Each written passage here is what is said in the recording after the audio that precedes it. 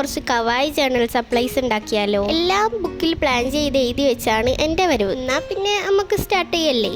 അപ്പോൾ ഫസ്റ്റ് നമുക്ക് pattern papers ഒന്ന് തുടങ്ങാം. ഞാനിവിടെ 6 പാറ്റേൺ പേപ്പേഴ്സ് ആണ് ചെയ്യുന്നത്. ഇതിൽ നമ്മൾ എപ്പോഴും വരയ്ക്കുന്ന ഗ്രിഡ് ലൈൻസ് ആണ് കേട്ടോ വരച്ചു കൊടുക്കുന്നത്. ഹോംസിന്റെ പാസ്റ്റൽ ബ്രഷ് പെൻസ് ആണ് കേട്ടോ യൂസ് ചെയ്യുന്നത്. അതാവുമ്പോൾ കുറച്ച് കവായി ആയിട്ട് കിട്ടും. ഇനി ഇതില്ലാന്നുണ്ടെങ്കിൽ അക്രിലിക് പെയിന്റ് യൂസ് ചെയ്യാം. അതിൽ കുറച്ച് വൈറ്റ് ആഡ് ചെയ്താൽ ഇതുപോലൊക്കെ ഉണ്ടാവും. അപ്പോൾ ഫസ്റ്റത്തെ പാറ്റേൺ പേപ്പർ ഇതാണ്. പിന്നെ വേറൊരു പേപ്പറിൽ ഞാൻ ഇതേപോലെ തന്നെ ഗ്രിഡ് ലൈൻസ് പിങ്ക് വെച്ച് ചെയ്തിട്ടുണ്ട്. ആ ലൈൻസിന്റെ സെന്റർ കൂടി വീഡിയോയിൽ കാണിച്ച പോലത്തെ കുറച്ച് കട്ടിയില്ലാത്ത ലൈൻസും കൂടി വരച്ചു കൊടുക്കുക. അപ്പോൾ നമ്മൾ ഈസി ആയിട്ടുള്ള സെക്കൻഡ് പാറ്റേൺ പേപ്പർ ഇവിടെ കഴിഞ്ഞു. ഇതൊക്കെ ഈസി അല്ലേ? അപ്പൊ നിങ്ങളും ഒന്ന് ട്രൈ ചെയ്ത് നോക്ക്. പിന്നെ തേർഡ് പാറ്റേൺ പേപ്പർ ഞാൻ യെല്ലോ തീമിലാണ് കേട്ടോ ചെയ്തത്.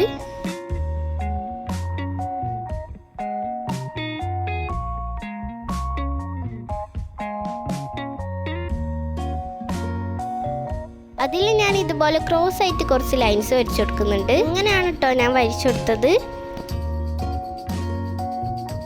പിന്നെ ഫോർത്ത് പാറ്റേൺ പേപ്പർ ഞാൻ പർപ്പിൾ തീമിലാണ് കേട്ടോ ചെയ്യുന്നത്. ഇതിൽ കുറച്ച് നോർമൽ ആയിട്ടുള്ള ലൈൻസ് ആണ് കേട്ടോ വരച്ചു കൊടുക്കുന്നത്.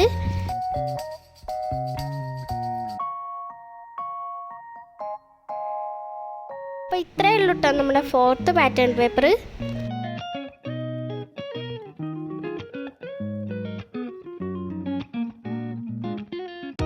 ഇനി നെക്സ്റ്റ് ഞാൻ കുറച്ച് സ്ട്രോബെറീസ് ആണ് വരച്ചു കൊടുക്കുന്നത്. ഈ സ്ട്രോബെറീസ് ഞാൻ സ്റ്റാമ്പ്സിലൊക്കെ വരച്ചു കൊടുത്തിട്ടുണ്ട്. എന്നാലും ഇതിലും കൂടി ഇരിക്കട്ടെ.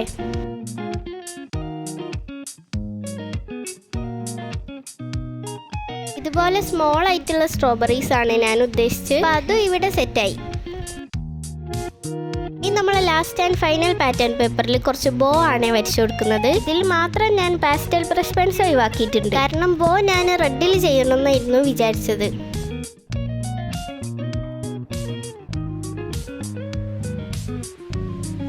അപ്പോൾ ഇതൊക്കെയാണ് നമ്മൾ ചെയ്ത പാറ്റേൺ പേപ്പേഴ്സ്. നിങ്ങൾക്ക് ഇതിൽ ഏതാ ഇഷ്ടമായെന്ന് കമൻറ്റ് ചെയ്യാൻ മറക്കണ്ട. എനിക്ക് എന്തായാലും ആ ബോ വരച്ചതാണ് ഇഷ്ടമായത്.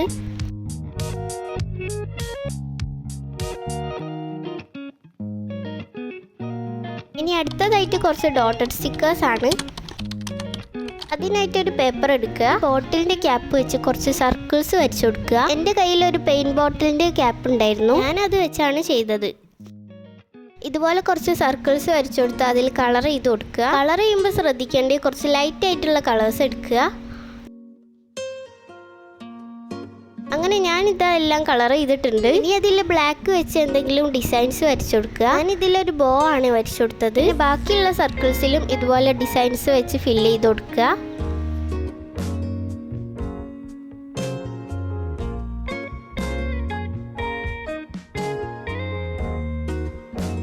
ഞാനിതാ ഈ കാണുന്ന ഡിസൈൻസ് ഒക്കെ ആണ് വരച്ചു കൊടുത്തത്. ഇനി ഇതൊക്കെ ഒന്ന് കട്ട് ചെയ്തെടുക്കണം. ബട്ട് ഞാൻ കട്ട് ചെയ്യുന്നില്ല. മടി കാരണമൊന്നുമല്ല, നമുക്ക് തംബ്നെയിൽ സെറ്റ് ആക്കണമല്ലോ. ഇനി നെക്സ്റ്റ് നമുക്ക് കുറച്ച് വാഷി ടാപ്സ് ഉണ്ടാക്കാം. വാഷി ടാപ്സിനായിട്ട് ഞാൻ ഇതുപോലെ കുറച്ച് ലൈൻസ് വരച്ചു കൊടുത്തിട്ടുണ്ടായിരുന്നു. ഇനി അതൊന്ന് കട്ട് ചെയ്തെടുക്കുക. കട്ട് ചെയ്യുമ്പോൾ ദാ നമുക്ക് ഇതുപോലെ പേപ്പർ സ്ട്രിപ്സ് ആയിട്ട് കിട്ടും.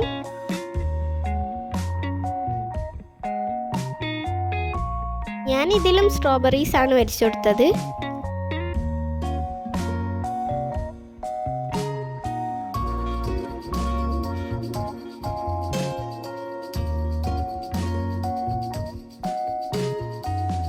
ഇതുപോലെ ഫുള്ളായിട്ട് വരച്ചു കൊടുത്തിട്ടുണ്ട്. ഇനി 2 പേപ്പറും കൂടി ഗം ചെയ്യുക. അതാവുമ്പോൾ വാഷി ടാപ്സ് കുറച്ച് ലെങ്തി ആയിട്ട് കിട്ടും. അപ്പം ഞാനിവിടെ ഗം ചെയ്തിട്ടുണ്ട്. ഇനി ഒരു ബോട്ടിലിന്റെ ക്യാപ്പ് എടുക്കുക. ഇനി നമ്മുടെ ബുക്കിന്റെ കാർഡ്ബോർഡ് ഉണ്ടാവുമല്ലോ, അത് ഇതുപോലെ സ്ട്രിപ്പായിട്ട് കട്ട് ചെയ്യുക. അത് ഇതുപോലെ ബോട്ടിലിന്റെ ക്യാപ്പിൽ റോൾ ചെയ്യുക. അപ്പോൾ ഒരു സർക്കിൾ ഫോം ചെയ്യും. അതൊന്ന് ഗം ചെയ്ത് കൊടുക്കുക.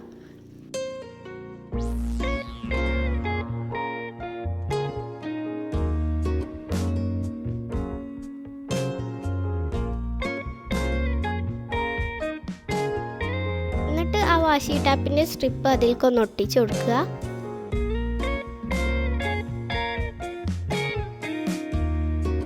പിന്നെ അത് ഇതുപോലെ റോൾ ചെയ്ത് കൊടുക്കുക.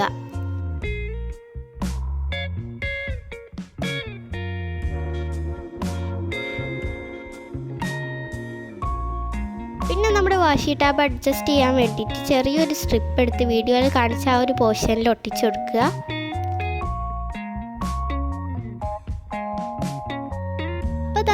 ഈസി ആയിട്ട് യൂസ് ചെയ്യാൻ പറ്റും.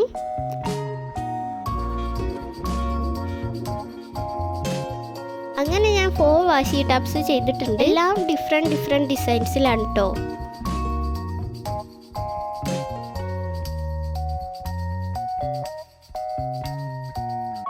പിന്നെ നമ്മൾ ജേർണലൊക്കെ ചെയ്യുമ്പോൾ മെയിനായിട്ട് യൂസ് ചെയ്യുന്ന സ്റ്റിക്കേഴ്സ് ചെയ്യാൻ നിങ്ങൾക്ക് തന്നെ അറിയൂലേ. ഈ സ്റ്റിക്കേഴ്സ് ട്രെൻഡിങ്ങിൽ വന്നപ്പം എല്ലാവരും ചെയ്തിട്ടുണ്ടാവും. ഈ പിൻട്രസ്റ്റിലൊക്കെ ക്യൂട്ട് സ്റ്റിക്കേഴ്സ് അടിച്ചെടുത്താൽ കുറേ ക്യൂട്ടായിട്ടുള്ള സ്റ്റിക്കേഴ്സ് ഉണ്ടാവും. അതിൽ നിങ്ങൾക്ക് ഇഷ്ടമുള്ള ട്രേസ് ചെയ്തെടുക്കുക, അതൊന്ന് കളർ ചെയ്ത് ട്രാൻസ്പെറൻറ്റ് ടൈപ്പ് കൊണ്ട് ഒട്ടിച്ചു കൊടുക്കുക. പിന്നെ അത് ചെറിയ വൈറ്റ് പോർഷൻ വിട്ടിട്ട് കട്ട് ചെയ്യുക. ഇത്രയേ ഉള്ളൂ, നമ്മുടെ സ്റ്റിക്കറിൻ്റെ പരിപാടി കഴിഞ്ഞു. ഇനി കുറച്ച് സ്റ്റാമ്പ്സ് ചെയ്യാം. സ്റ്റാമ്പ്സിന് ഇതേപോലെ ഒരു പേപ്പർ എടുക്കുക. പിന്നെ അത് വീഡിയോയിൽ കാണിച്ച പോലെ ഒന്ന് ഫോൾഡ് ചെയ്തെടുക്കുക.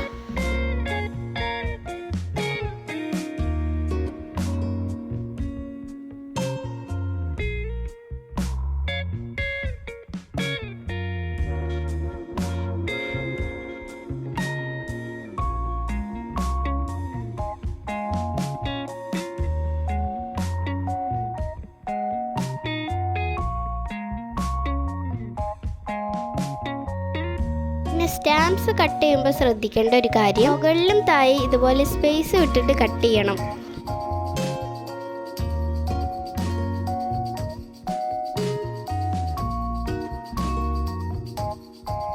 പിന്നെ ഇതുപോലെ സൈഡ്സും കൂടി കട്ട് ചെയ്തെടുക്കുക.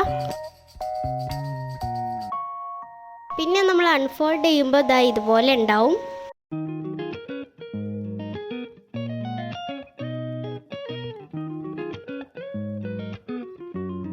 അതിലൊക്കെ ഞാൻ ഇതുപോലെ കുറച്ച് ഡിസൈൻസ് വരച്ചെടുത്തിട്ടുണ്ട്. അങ്ങനെ നമ്മുടെ സ്റ്റാമ്പ്സും ഇവിടെ സെറ്റ് ആയിട്ടുണ്ട്. ഇനി നമുക്ക് കുറച്ച് ലേബൽസ് ചെയ്യാം. പിൻട്രസ്റ്റിൽ ഈ ജേർണൽ ലേബൽസ് എന്ന് അടിച്ചുകൊടുത്താൽ കുറേ പിക്ചേഴ്സ് ഉണ്ടാവും. അതിൽ നിങ്ങൾക്ക് ഇഷ്ടമുള്ള എടുത്ത് ട്രേസ് ചെയ്തെടുക്കുക. പിന്നെ ഈ ലേബൽസ് എന്താണെന്ന് ചോദിച്ചാൽ, ജേർണലിൽ നമുക്ക് എന്തെങ്കിലും റൈറ്റിങ്സ് ഒക്കെ കൊടുക്കാനുണ്ടെങ്കിൽ അത് ഇതിൽ എഴുതുക, എന്നിട്ട് ഇത് ജേർണലിലൊക്കെ ഒട്ടിച്ചു കൊടുക്കുക. അപ്പം നമ്മളിവിടെ ലേബൽസ് വരച്ച് കളർ ചെയ്ത് കട്ട് ചെയ്ത് കൊടുത്തിട്ടുണ്ട്. ഇതൊക്കെയാണ് ഞാൻ ചെയ്ത ലേബൽസ്. അപ്പോൾ ഇത്രയൊക്കെ ഉള്ളൂ കേട്ടോ നമ്മൾ ജേർണൽ സപ്ലൈസ്. ഇനി നമ്മൾ എന്തൊക്കെയാണ് ചെയ്തത് നോക്കാം. ഫസ്റ്റ് തന്നെ ഇതുപോലത്തെ ഡിഫറെൻറ്റ് ഡിസൈൻസ് വരുന്ന പാറ്റേൺ പേപ്പേഴ്സ് ആണ്.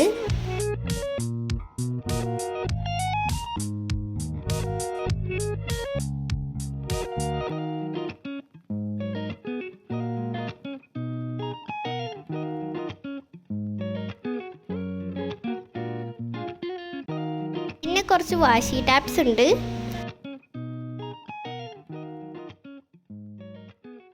പിന്നെ ക്യൂട്ടും കവായി ആയിട്ടുള്ള കുറച്ച് സ്റ്റിക്കേഴ്സ് ഉണ്ട്.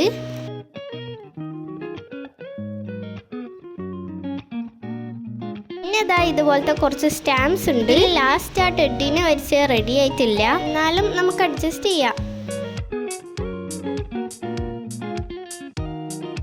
പിന്നെ ഇതാ കുറച്ച് ഡോട്ടഡ് സ്റ്റിക്കേഴ്സ് ആണ്.